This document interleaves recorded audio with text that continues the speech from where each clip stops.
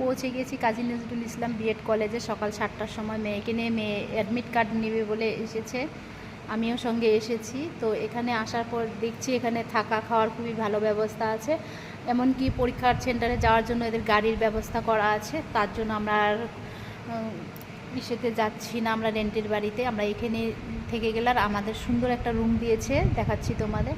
দেখো আগে বাইরের পরিবেশটা খুবই সুন্দর, খুব সুন্দর হাওয়া আসছে এদিক দিয়ে। আর এদিকটা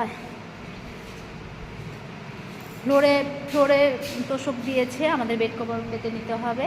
আর হচ্ছে এখানে আমরা 4 জন থাকবো, আর একজন ত্রিপুরার মেয়ে আছে, ও একটা মেয়ে একটা রুমে কী করে থাকবে, তার জন্য আমাদের সঙ্গে এসেছে।